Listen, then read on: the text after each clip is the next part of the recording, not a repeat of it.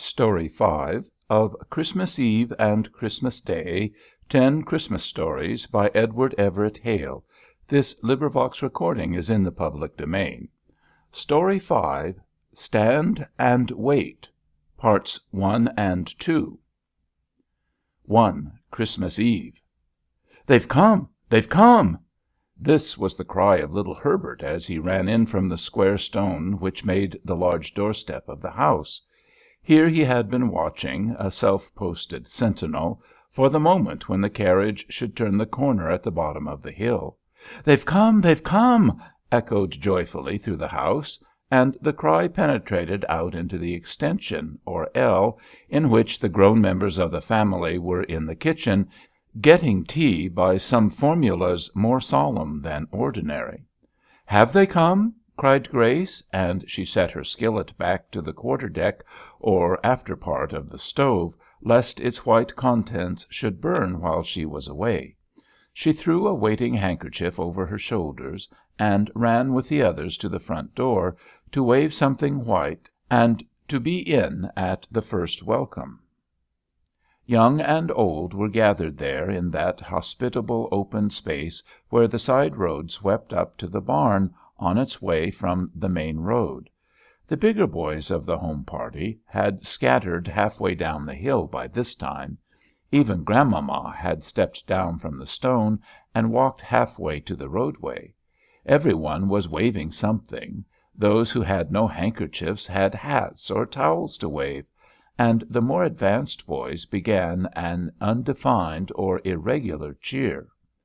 But the carry‐all advanced slowly up the hill with no answering handkerchief and no bonneted head stretched out from the side. And as it neared Sam and Andrew, their enthusiasm could be seen to droop, and George and Herbert stopped their cheers as it came up to them. And before it was near the house, on its grieved way up the hill, the bad news had come up before it, as bad news will: "She has not come, after all." It was Huldah Root, Grace's older sister, who had not come. John Root, their father, had himself driven down to the station to meet her, and Abner, her oldest brother, had gone with him. It was 2 years since she had been at home, and the whole family was on tiptoe to welcome her. Hence the unusual tea preparation, hence the sentinel on the doorstep, hence the general assembly in the yard, and, after all, she had not come. It was a wretched disappointment. Her mother had that heavy silent look which children take as the heaviest affliction of all, when they see it in their mothers' faces. John Root himself led the horse into the barn, as if he did not care now for anything which might happen in heaven above or in earth beneath. The boys were voluble in their rage. "It is too bad!" and "Grandmamma, don't you think it is too bad?" and "It is the meanest thing I ever heard of in all my life!" and "Grace, why don't you say anything? Did you ever know anything so mean?" As for poor Grace herself, she was quite beyond saying anything. All the treasured words she had laid up to say to Huldah, all the doubts and hopes and guesses which were secret to all but God, but which were to be poured out in Huldah's ear as soon as they were alone, were coming up one by one, as if to choke her.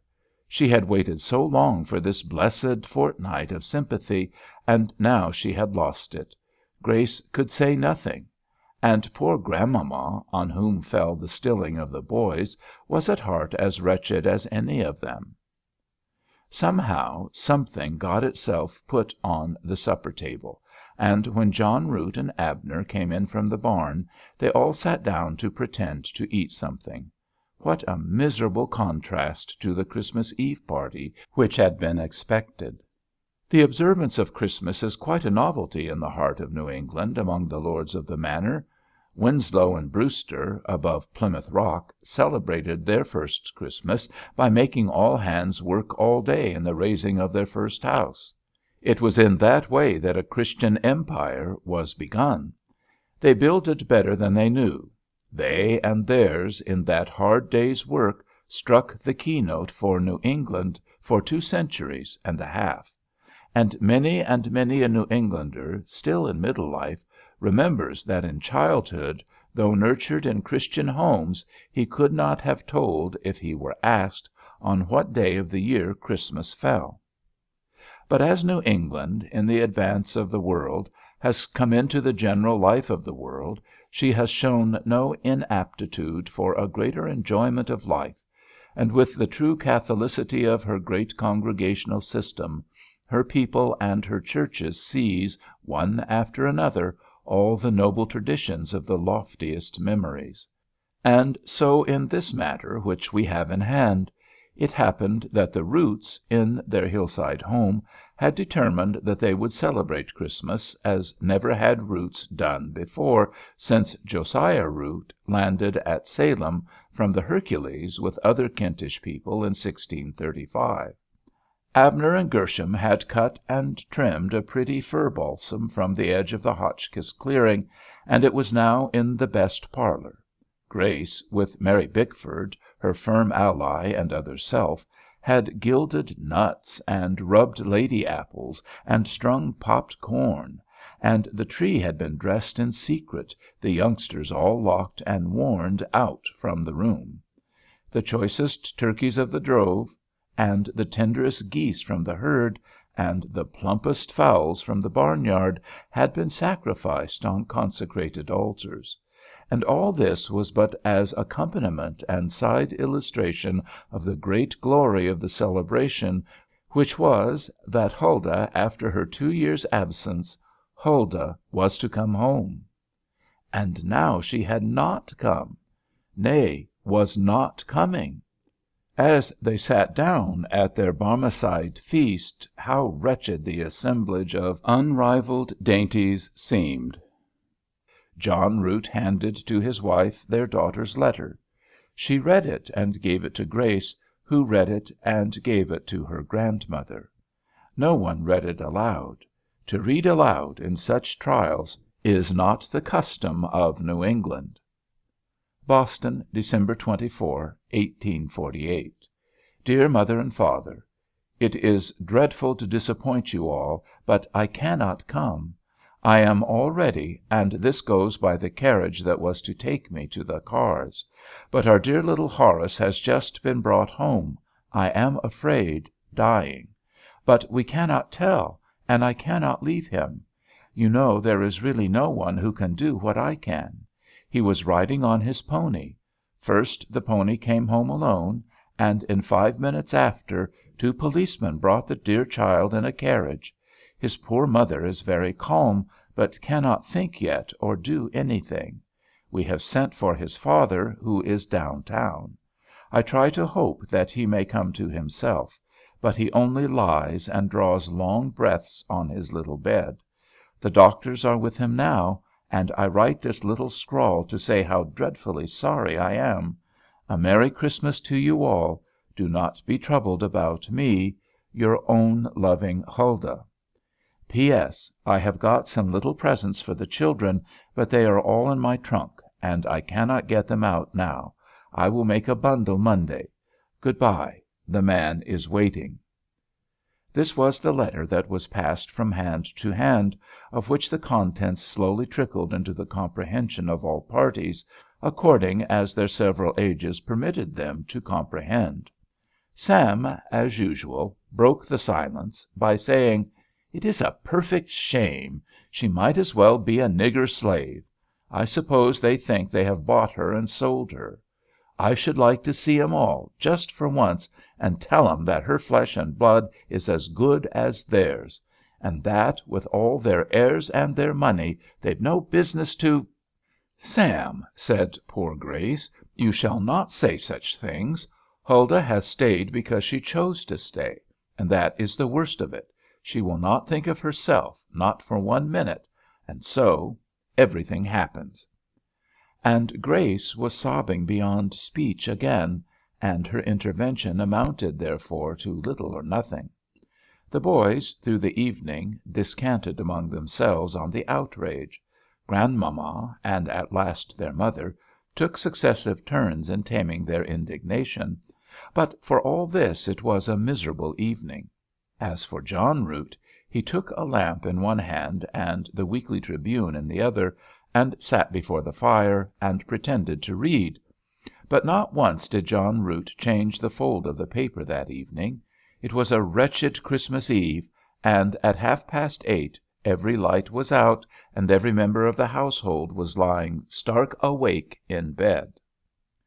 Huldah Root, you see, was a servant with the Bartletts, in Boston. When she was only 16 she was engaged at her trade as a vest maker in that town, and by some chance made an appointment to sew as a seamstress at Mrs. Bartlett's for a fortnight. There was any number of children to be clothed there, and the fortnight extended to a month. Then the month became 2 months. She grew fond of Mrs. Bartlett because Mrs. Bartlett grew fond of her. The children adored her, and she kept an eye to them, and it ended in her engaging to spend the winter there, half seamstress, half nurse, half nursery governess, and a little of everything. From such a beginning it had happened that she had lived there 6 years in confidential service. She could cook better than anybody in the house, better than Mrs. Bartlett herself, but it was not often that she tried her talent there. On a birthday, perhaps, in August, she would make huckleberry cakes, by the old homestead receipt, for the children. She had the run of all their clothes, as nobody else did, took the younger ones to be measured, and saw that none of the older ones went out with a crack in a seam, or a rough edge at the foot of a trouser. It was whispered that Minnie had rather go into the sewing room to get Huldah to show her about alligation or square root, than to wait for Miss Thurber's explanation in the morning. In 50 such ways it happened that Huldah, who on the roll call of the census man probably rated as a nursery maid in the house, was the confidential friend of every member of the family, from Mr. Bartlett, who wanted to know where the Intelligencer was, down to the chore boy who came in to black the shoes. And so it was that when poor little Horace was brought in with his skull knocked in by the pony, Huldah was, and modestly knew that she was, the most essential person in the stunned family circle. While her brothers and sisters were putting out their lights in New Durham, heartsick and wounded, Huldah was sitting in that still room where only the rough broken breathing of poor Horace broke the sound. She was changing, once in 10 minutes, the ice water cloths, was feeling of his feet sometimes, wetting his tongue once or twice in an hour, putting her finger to his pulse with a native sense which needed no second hand to help it, and all the time, with the thought of him, was remembering how grieved and hurt and heartbroken they were at home. Every half hour or less a pale face appeared at the door, and Huldah just slid across the room and said, "He is really doing nicely. Pray lie down," or "His pulse is surely better. I will certainly come to you if it flags," or "Pray trust me. I will not let you wait a moment if he needs you," or "Pray get ready for to morrow. An hour's sleep now will be worth everything to you then." And the poor mother would crawl back to her baby and her bed, and pretend to try to sleep, and in half an hour would appear again at the door. 1 o'clock, 2 o'clock, 3 o'clock. How companionable Dr. Lowell's clock seems when one is sitting up so, with no one else to talk to. 4 o'clock at last. It is really growing to be quite intimate. 5 o'clock. If I were in dear Durham now, one of the roosters would be calling. 6 o'clock. Poor Horace stirs, turns, flings his arm over. "Mother! Oh, Huldah, is it you? How nice that is!" And he is unconscious again. But he had sense enough to know her. What a blessed Christmas present that is, to tell that to his poor mother when she slides in at daybreak and says, "You shall go to bed now, dear child.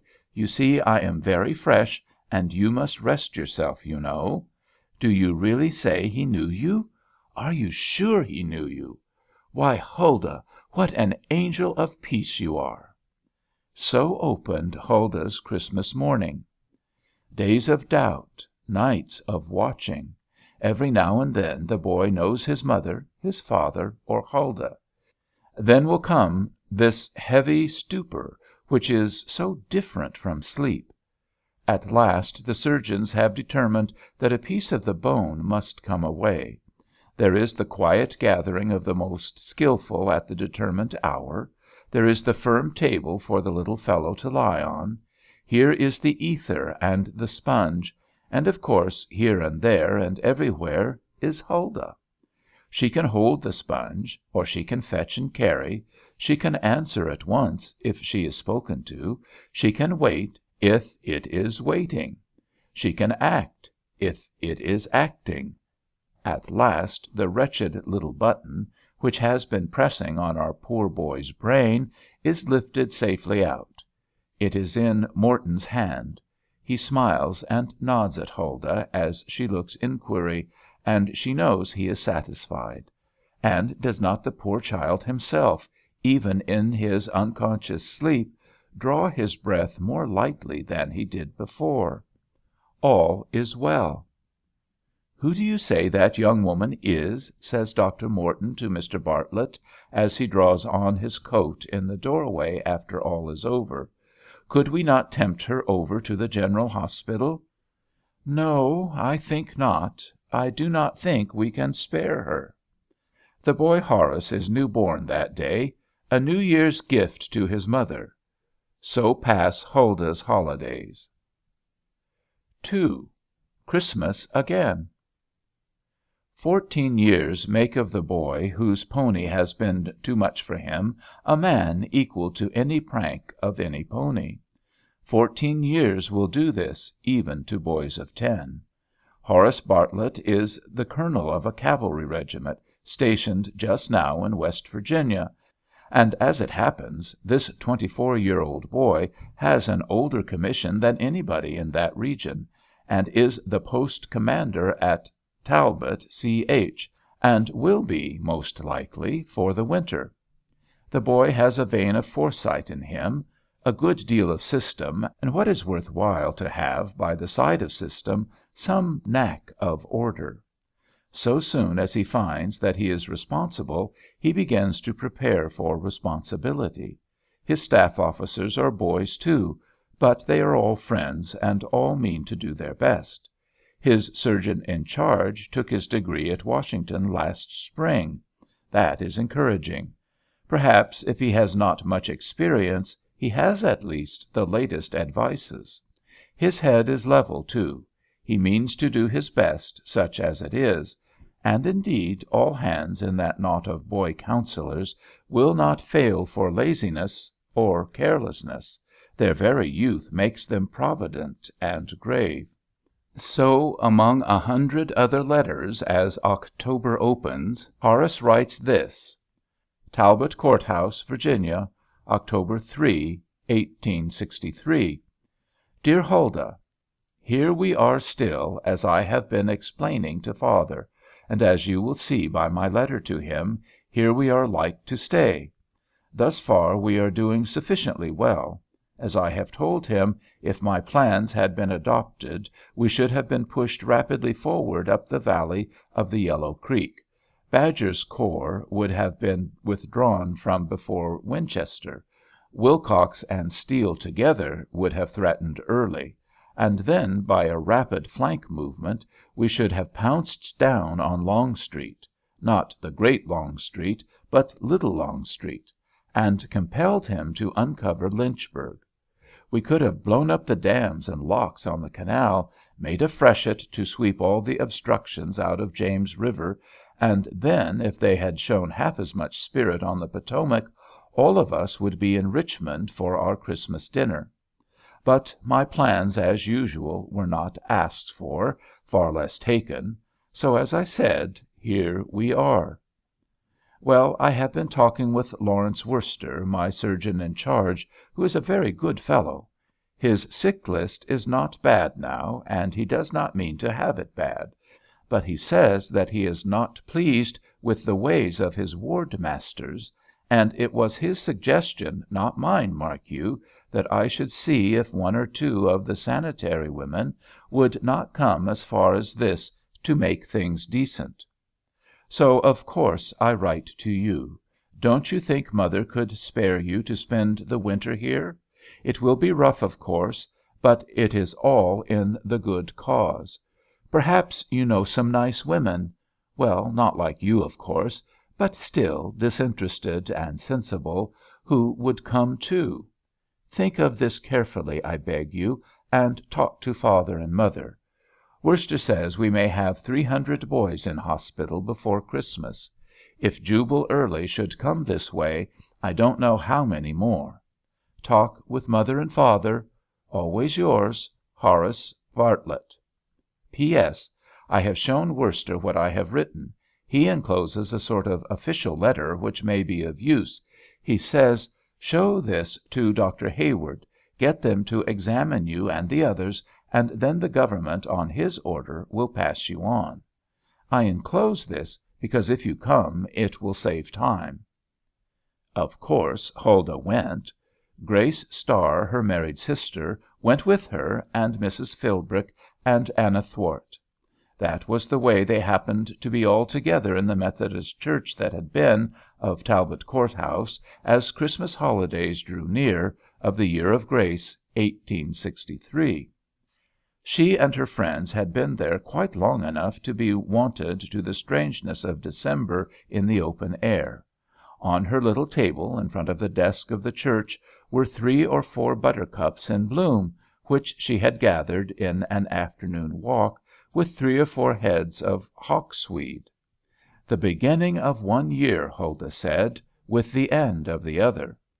Nay, there was even a stray rose which Dr. Sprigg had found in a farmer's garden. Huldah came out from the vestry, where her own bed was, in the grey of the morning, changed the water for the poor little flowers, sat a moment at the table to look at last night's memoranda, and then beckoned to the ward master and asked him in a whisper what was the movement she had heard in the night. Another alarm from Early? No, miss, not an alarm. I saw the colonel's orderly as he passed. He stopped here for Dr. Fenno's case. There had come down an express from General Mitchell, and the men were called, without the bugle, each man separately. Not a horse was to neigh if they could help it. And really, miss, they were off in 20 minutes. Off? Who were off? The whole post, miss, except the relief for to day. There are not 50 men in the village besides us here. The orderly thought they were to go down to Braxton's, but he did not know. Here was news indeed, news so exciting that Huldah went back at once and called the other women. And then all of them together began on that wretched business of waiting. They had never yet known what it was to wait for a real battle. They had had their beds filled with this and that patient from one or another post, and had some gunshot wounds of old standing among the rest. But this was their first battle, if it were a battle.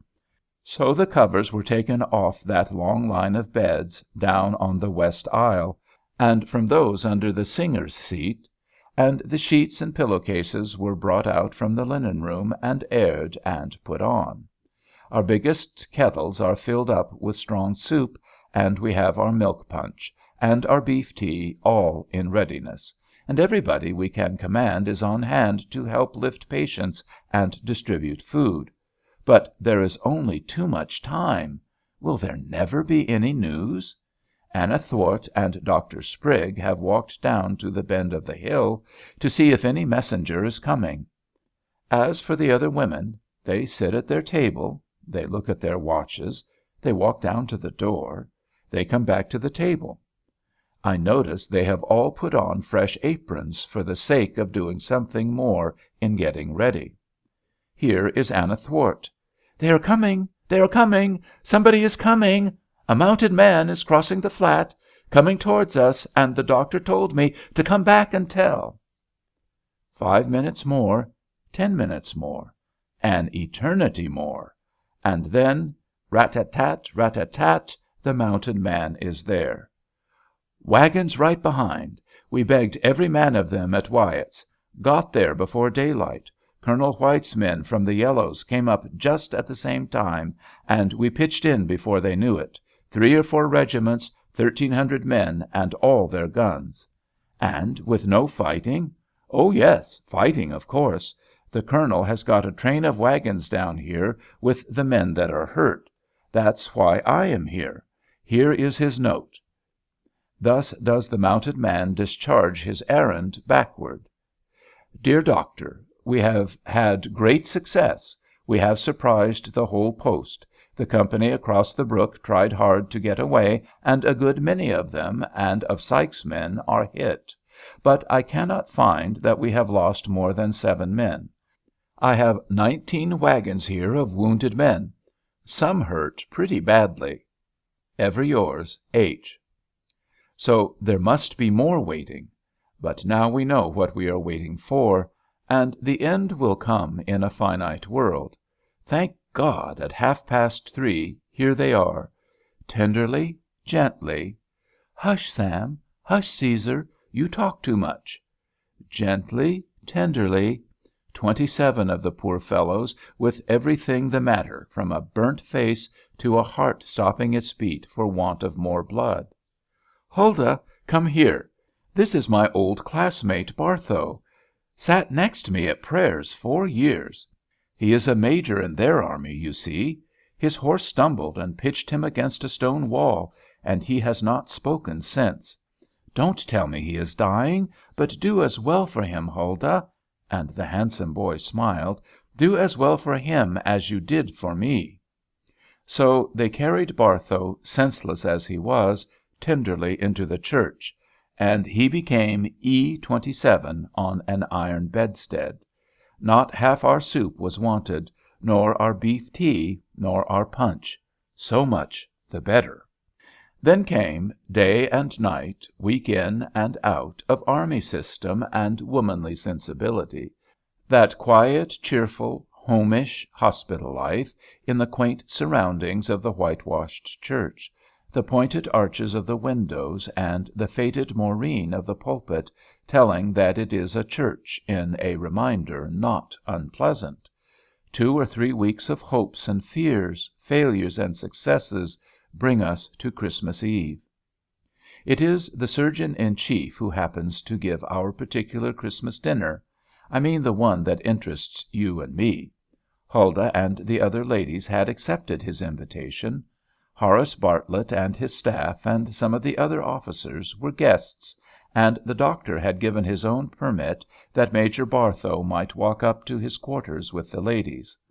Huldah and he were in advance, he leaning, with many apologies, on her arm. Dr. Sprigg and Anna Thwart were far behind.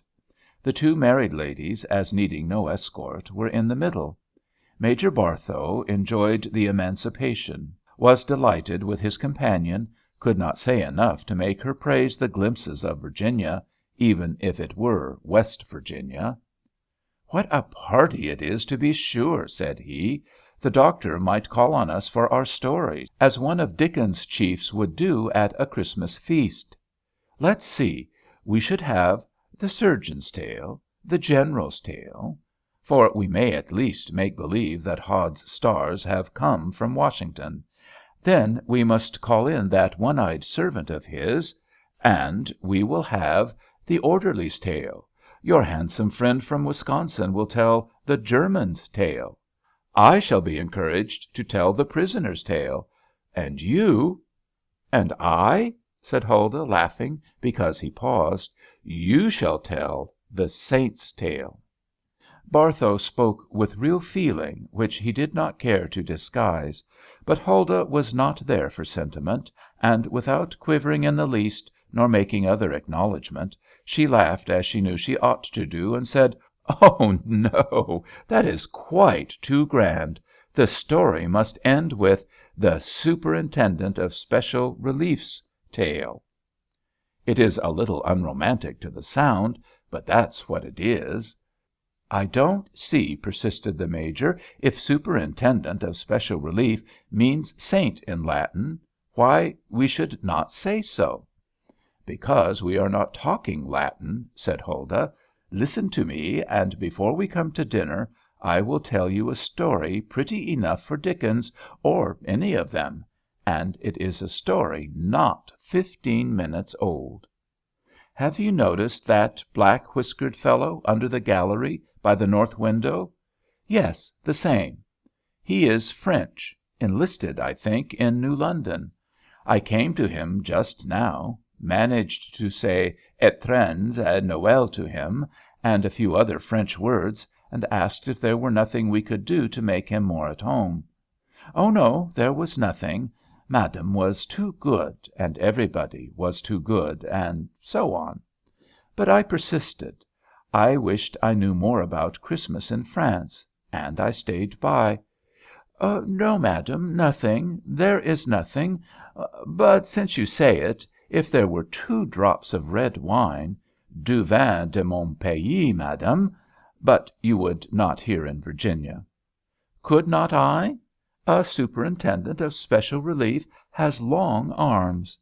There was a box of claret, which was the first thing I saw in the store room the day I took my keys. The doctor was only too glad the man had thought of it, and you should have seen the pleasure that red glass, as full as I could pile it, gave him. The tears were running down his cheeks.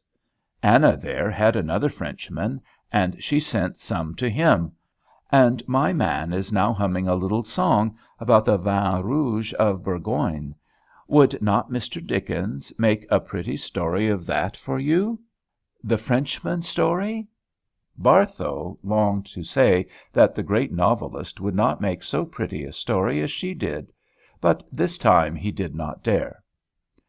You are not going to hear the 8 stories. Mr. Dickens was not there, nor indeed was I; but a jolly Christmas dinner they had, though they had not those 8 stories. Quiet they were, and very, very happy.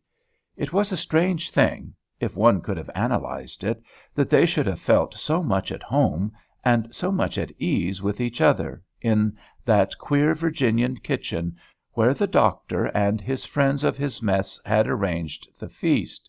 It was a happy thing that the recollections of so many other Christmas homes should come in, not sadly, but pleasantly, and should cheer rather than shade the evening.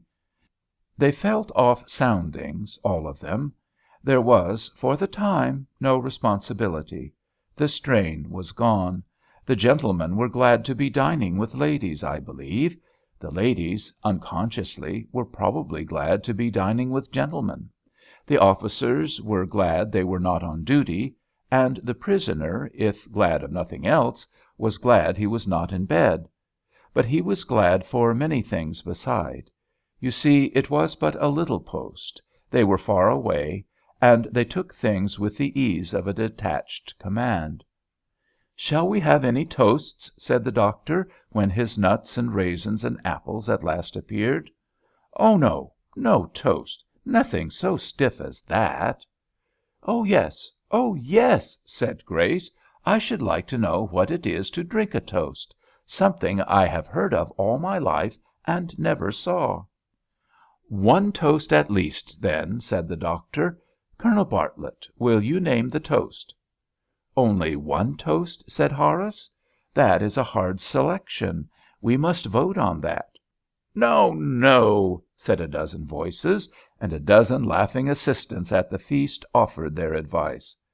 "I might give 'The Country,' I might give 'The Cause,' I might give 'The President,' and everybody would drink," said Horace. "I might give 'Absent Friends,' or 'Home, Sweet Home,' but then we should cry." "Why do you not give 'The Trepanned People,'" said Worster, laughing, "or 'The Silver Headed Gentleman'? Why don't you give 'The Staff and the Line'? Why don't you give 'Here's Hoping'? Give 'Next Christmas'? Give 'The Medical Department,' and 'May they often ask us to dine'?" "Give 'Saints and Sinners'," said Major Barthow, after the first outcry was hushed. "I shall give no such thing," said Horace. "We have had a lovely dinner, and we know we have; and the host, who is a good fellow, knows the first thanks are not to him.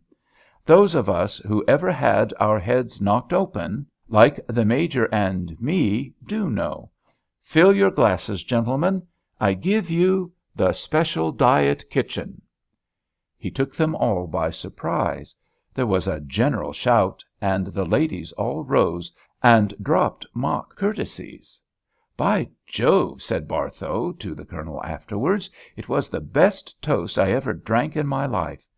Anyway, that little woman has saved my life. Do you say she did the same to you?"